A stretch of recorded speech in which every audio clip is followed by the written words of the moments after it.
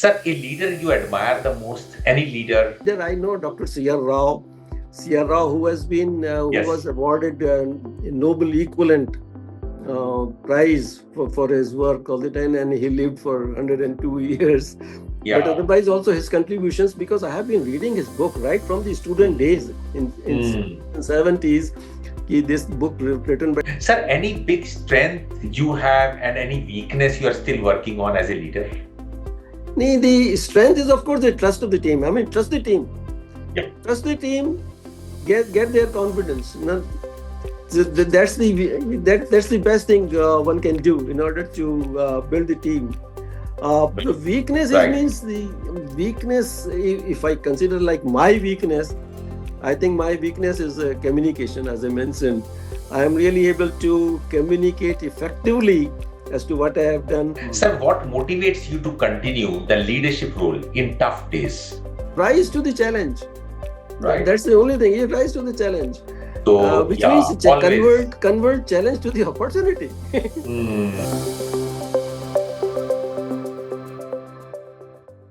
So, dear audience, welcome to the Voice of Change, a global leadership series where we bring you insights and experiences from global health leaders who are shaping the future of public health. I am your host, Dr. Professor Sonu Goyal, working at PGI Chandigarh, and our guest for today's podcast is Professor Abhay Indrayan. Professor Abhay Indrayan is one of the most respected figure in the field of biostatistics, not only in India, but globally.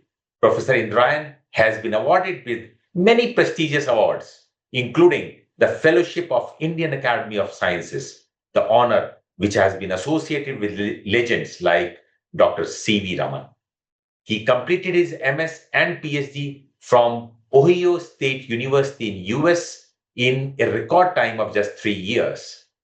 Professor Indrayan established the India's first department of biostatistics and medical informatics way back in 1995, a model which was later replicated by many institutions like SGPGI Lucknow, JIPMER Pondicherry, and many more. After superannuation as head of the department in 2010, he has been actively associated with various institutes, including serving as biostatistics consultant at Max Healthcare. With over 300 publications, 6 books, including 3 published in US, and nearly 40 global projects for WHO, World Bank, UNAIDS, and many other organizations, his contribution is truly remarkable. He has been a visiting faculty at various international universities and presented at various global conferences. His awards include Lifetime Achievement Award and the Bharat Gaurav Puruskar, among many others.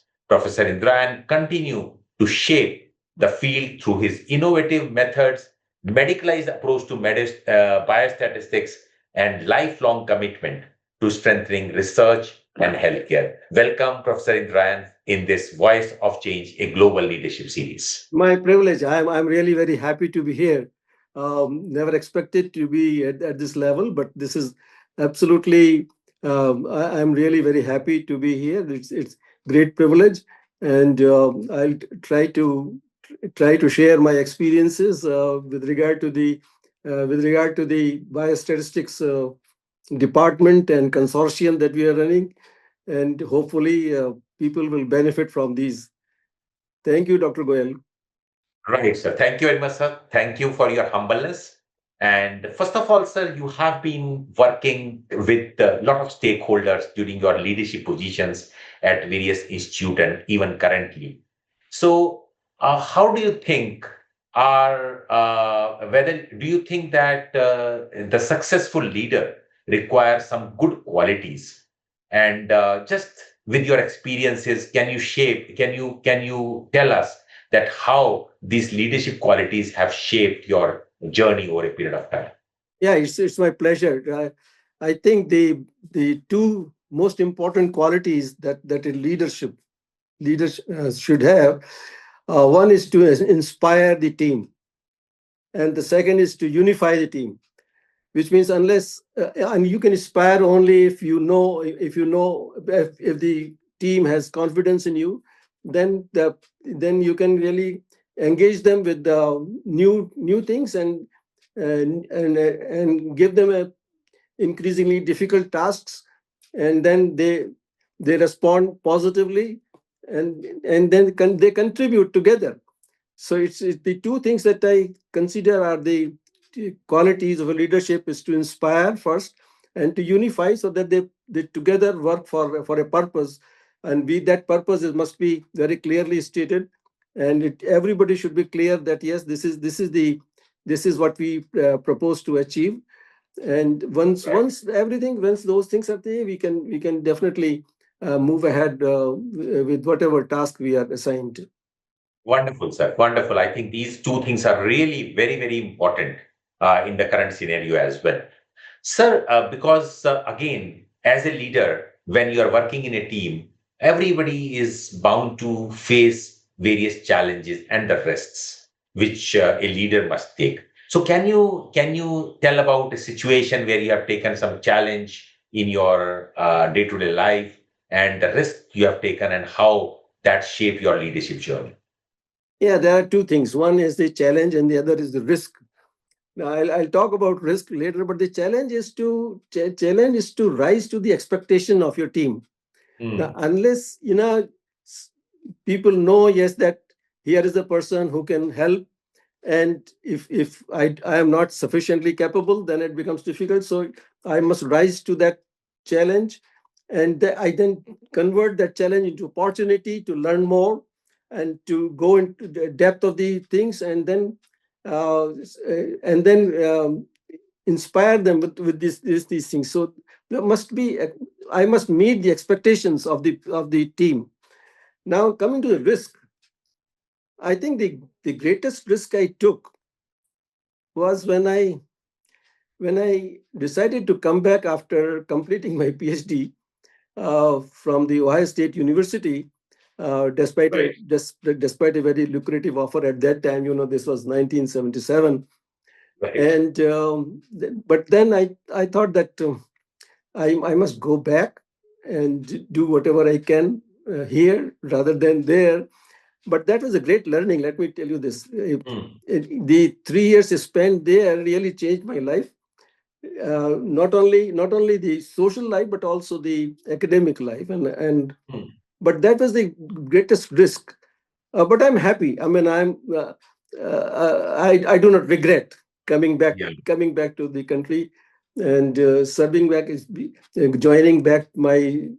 I got 3 years leave, so I joined back my job and continued with that. But then this this this this particular degree, which is PhD from the Ohio State University, really helped me in the sense of broadening my horizon thinking, Yeah. rather than the whatever is courses are different, but the question is, can the mind expand? And that is I think that is the greatest contribution of those universities. I wish that we can have similar in our universities also. Mm. Yeah. So I think, sir, I really like that thing because you build your capacity, strengthen your capacity going outside, working there, broaden your horizon, and they came here and build many institutions. It's not only one institution. If you would have remained there, I think your contribution in statistics, as far as Indian institutions are concerned, might be. I think we will be left with some gaps. I think you filled that gaps and you build the institutions, you apply those things. And this is a learning which our youngsters should take, that even if you're going somewhere outside, learn from there, come back to the country and serve. I think these are the risks, but overall, it gives you immense satisfaction when you come back. Sure, So, sure. I mean, it certainly has given me satisfaction and confidence yeah, to do better. And most importantly, people know that here is a person who can help even with the intricate problems. right. And then, if they come, and I must rise to that occasion, see that yes, I can do that. So I must Right. stand up to their confidence. Yes. Right.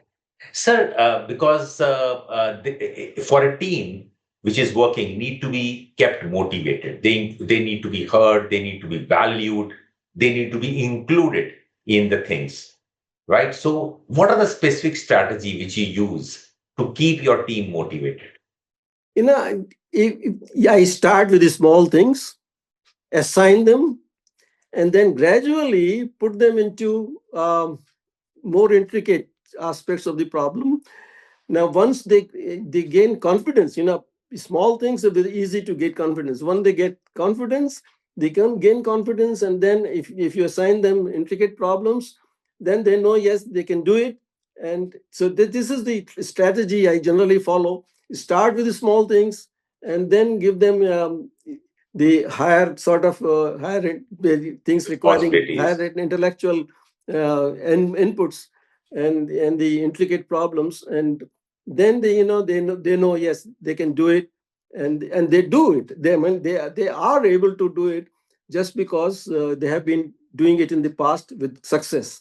So Yeah. once the success comes into their mind, then they achieve the success with the intricate problems also. Yeah, and I'm sure, sir, when you assign them small things, you might be mentoring them during that task, and when they complete that small task, you might certainly be patting on their back that good, you have done a very great job, and then you give them higher tasks so that they feel motivated in going for the higher tasks. Right, right. I mean, I think the person who is doing must give the we must give the credit. The credit Credit, is, yeah, of course, it belongs to the team, but the person concerned has to feel that his contribution is being valued, or her contribution is being valued. So once they are valuable in the team, then they put in their best. So they know yes they are useful for the team and for the project. right, right. And did you face any conflicts of you have to take some tough decisions in your team, and how do you approach decision making then? The conflicts occur, of course. They are part of the problem. So Yeah, they are always there. Uh, but the best thing is to keep conflicts aside. right, Don't worry too much about them, and try to harmonize everything so that the conflicts are minimal, and don't worry too much about conflicts. I think yeah. one should Yeah, keep away from those things and progress with the whatever are sort of non controversial things. I guess you are very much right, sir. Because if as a leader, you can instill that vision or mission in your team that this is the objective of the institute, or this is the objective of the department, and we have to leave those conflict aside and work towards the mission and vision of the department. Then I think that this is the best way to approach the conflicts. Absolutely, absolutely, absolutely. You put in a very right perspective that yes, keep the conflicts aside and move ahead with your objectives, and then the team helps. Once they know that this is not Right. that they are being valued and they are being given credit and all those things, so they automatically help. They come forward with the solutions all the time. They always come forward Correct, with the correct. solutions. Yes, Because if they are heard, if they are listened, they develop faith, and the leader is approachable, right. then they always come up with their own solutions and they try to solve the problem themselves. Themselves, right. They try Ah, to solve problems themselves, right, and it really right. helps, and I have seen that this really helps so much. We have Biostatistics Consortium, which Yeah, we are running with some very active workers, and we conduct various seminars and webinars and courses and workshops. And this is a team effort. Now I cannot do it myself, and the team puts in everything. I mean, they put in almost like their heart and soul into it, and see that yes, it really is a good program, and people appreciate yes this is a good program, and they come in good numbers, and we are happy that this is being done. right. Correct, sir. Sir, talking about the role models in your life. So, do you have role models in your life? May not be from your own department, maybe from some external figures. And have they changed your perspective or over a period of time? Oh, role model. If I start from my career, I was at that time a lecturer, now called assistant professor at Allahabad Medical College, and Right, sir.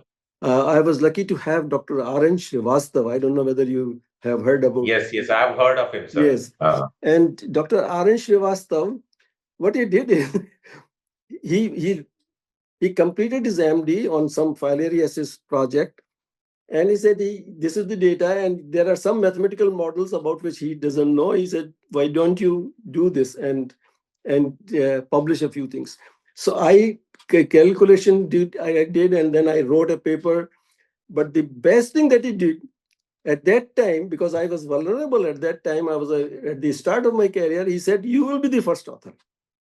Now, he Mm, made mm. me the first author. And that really changed everything. I changed. I Right, mean, right, right. look, yes, I'm a person who is capable, who can do it.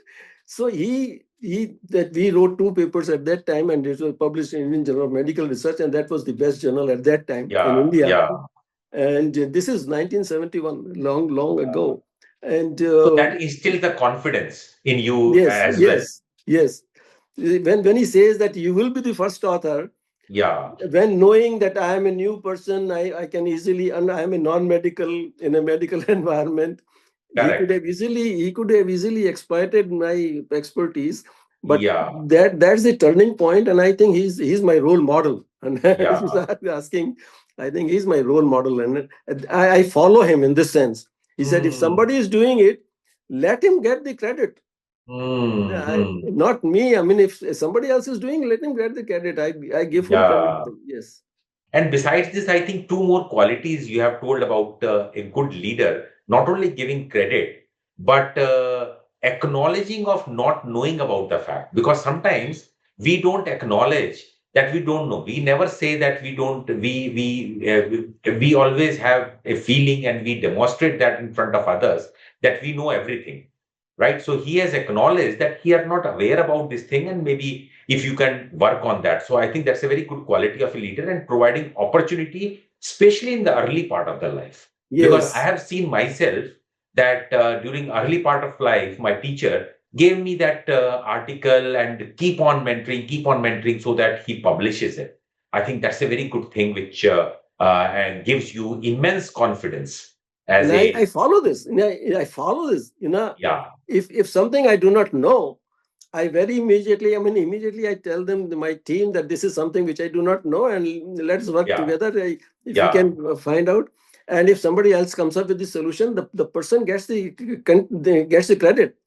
So right, right, even though it's a right. team effort, but the person gets the credit, and the person feels very happy. Yes, that here is an opportunity that gives him confidence, or her confidence. Right. Sir, from your perspective now, because now there are many youngsters who are listening to this show. So, what are the biggest challenges the young leader is facing today? And how you would like to advise those young leaders, the beginners, to start their leadership journey? Uh, that's a very difficult question. I wish I can answer, but let me try. You Yes, sir. say the young. If I come across some young person, then you say the way I start is that assign a small problem, and then gradually go into the more intricate problems. But then I think the everything that I mentioned earlier is to give credit and all those things. I think I don't want to add in anything new here. Yeah. Yeah. So, sir, I think you're right, because now the biggest challenge is about the moral and the ethics, which I have seen over a period of time has declined some way or the other. So maybe I think one of the things which I have seen in the young leader is that integrity is one of the most important aspects, which seems to be missing, or it seems to be relatively lesser as compared to our teachers and our. So I think. Do you think we need to give them some sort of more thing on this aspect, morality and ethics?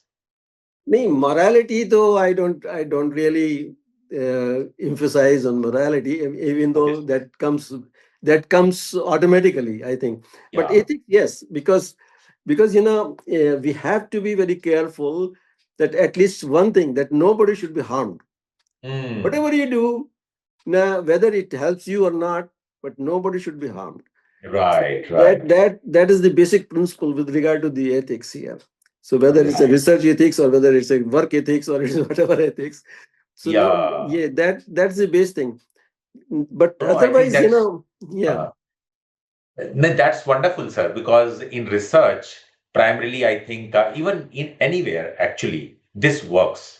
Because in research, people try to take others, and I think there is a lot of fight between people just for either the first name or replication of the same thing. So that thing, without harming others, I think whatever we can do, that is the best. Nee, surely, man. So I am really very, very particular about it. Even I know that my PhD students, when they write paper, they will intentionally write my as the first name. I said no. This is your work, and this you Yes, will you are the first author. I am certainly not there. I am an advisor, and I do what I can as an advisor. But they must get the credit, no doubt. I mean, I correct. fully appreciate the work they do, and I'm really Right. happy that this kind of sort attitude that I have has really helped me, Mm. even though I'm giving And maybe, credit to them. But this helps yeah. me because it raises my raises my confidence, it raises my stature, and this raises my respect. This really helps me that way. Yeah, and certainly, sir, because that will go a long way because you have developed this and people have seen you like this, and your students will definitely try to follow and mentor you because they emulate some people. I have seen many people, even I met globally and in India, everybody who has worked in statistics try to emulate Dr. Abhay Indrayan. So I think many people would like to emulate the philosophy which you have, giving credit to others. Yeah, I think people otherwise I mean the kind of feedback I get, I really feel very much sort of satisfied that whatever I'm doing is really helping. It helps Right. me, of course, but then it helps others also. Others as well. Right, sir. Right. Sir, I'll give you some rapid fire questions now, Okay. and maybe in a word or in a line or very few this thing. So you need to answer that, sir. So one word that best describe your leadership style. Oh, it's update knowledge and skill all the time. Yeah, So never right, be satisfied with whatever you know. Just keep on updating. And these days, the AI has come up, which was not there 10 years ago. right, And so one has to update every day. One has to update. right. Increasing your capability and with time, over a Yes. period of time. That's a very good quality. Sir, a leader you admire the most, any leader in Well, I don't you know have how told many of about Dr. you Arun know. Srivastava, but any, But Dr. Arun Srivastava was my colleague. But yeah, otherwise, as a leader, I know Dr. C.R. Rao, who was yes, awarded a Nobel equivalent prize for his work all the time, and he lived for 102 years. But yeah, otherwise, also his contributions, because I have been reading his book right from the student mm, days in mm, 70s. This book written by Dr. C.R. Rao and so nicely written. But otherwise, also his contributions are enormous. And yeah, I really admire him as my sort of mentor or my leader or my right, ideal person. right. Sir, any big strength you have and any weakness you are still working on as a leader? The strength is, of course, the trust of the team. I mean, trust the team. Yeah, Trust the team. Get their confidence. That's the best thing one can do in order to build the team. The weakness is right, means the weakness. If I consider like my weakness, I think my weakness is communication. As I mentioned, I am really able to communicate effectively as to what I have done. Particularly, I am not able to, as of today, I am not able to convince the international community about the work I have done so far, even Hmm. though this is Done a appreciated lot of here. work. Yeah, Yes. yeah, So correct. that's the weakness. Is the communication is the weakness. Right. Sir, biggest leadership myth, in your opinion, anything which you think is a myth? People think that it is leadership, but it's not. I don't know. I cannot. I, Okay. yes. Right, sir. Mm. Sir, what motivates you to continue the leadership role in tough days? In tough days. Yeah, Well, in tough days. yes, it's just the rise to the challenge. Right. That's the only thing. You rise to the challenge, So, which yeah, means it's a always. convert challenge to the opportunity. Do Right, right. whatever best you can do. Yes, So always think of how this challenge can be converted into opportunity. I think that yes, motivates you to right, continue. right. Yes, Wonderful, sir. this is what I have been doing for in the past few years. Is that whenever the challenge comes, I take it as an opportunity to learn more, do more, better, and Right. it Wonderful, really sir. helps. Wonderful. Yes. A quote or a mantra you live by as a leader. Any quote, sir. Any mantra which you think is, I think, Oh, do the best that you can. I oh, think that do the best, whatever you can, yes. do the best. Don't be satisfied with the mediocre sort of Right, efforts. right, right, right. Always try to do your best. Very good, sir. Yeah. Work-life balance, sir. Work-life balance means pleasure in both, which means pleasure at the work, pleasure at home. Yeah. So just keep the balance, pleasure both the times. And So I think that's a very good answer, sir, because if you find pleasure in work, in life, you are satisfied. yes, in fact, Wonderful. that primary aim of life, doing anything, in my opinion, is being Happiness satisfied. That is I'm satisfied. happy. If I'm happy, so whether the world is happy or not, it doesn't really Yeah, matter. yeah, yeah. That's really great, sir. A skill every leader must master. One skill should be there in every leader, according to you. Appreciate your team. Appreciation, Yes, and appreciation of. give credit. Okay, Yes. wonderful, sir. Yeah. It's the most difficult part of being in a leadership position. Multiple responsibilities. It becomes difficult sometimes. People sometimes expect too much. Let me say this, Yes, yes, because once yes, you yes. know that here is a person who can help, then there are large number of responsibilities are given, and then Yeah. when the responsibilities become multiple, sometimes it becomes difficult to cope with those difficult. Mm. So multiple Meeting, response. yeah, meetings everyone expectation. I think Yes, this is, yeah, this yes. is what we are trying to say, sir. It's very difficult to meet expectations from everyone as a leader sometimes. Well, my I always say that it's not possible to satisfy everybody. Yes, yeah, exactly, Not possible. exactly, Even God exactly. cannot satisfy everybody. Yes, yes, Mhm. yes. Sir, one value you would like to teach young leaders again? Why the tireless efforts? Okay. Tireless efforts, which means don't get tired, do it, Hmm. and complete the task. And never see shortcuts for it. I think if you keep on doing it, I think that's really, I think you will be able to achieve wonders. The shortcuts are, if the shortcuts can achieve, fine. I mean, I don't mind them. But the question is the without sidetracking the issue. So if it Right, right, really, right, yes, so do the efforts, tireless efforts are the main sort of consideration. right. And one word, sir, your team, if you know, they used to describe you. Oh, master. Okay. Yes. Yes. Yeah. They, Right, right. they think, well, I'm not, but they think that I am the No, master of all yeah, no, sir. masters. Even when we used to emulate someone from statistics, I think so. We always remember a name who is capable of doing a lot of things in statistics, even inventing new things in statistics. Wonderful, sir. Sir, success in your words. What defines success? Well, I said, be happy. If I Okay, am happy, I am successful. Yeah, yeah, Okay, wonderful, satisfied, wonderful. happy, or whatever. There are various terms for the same thing. But if I'm about happiness is the primary goal for doing anything.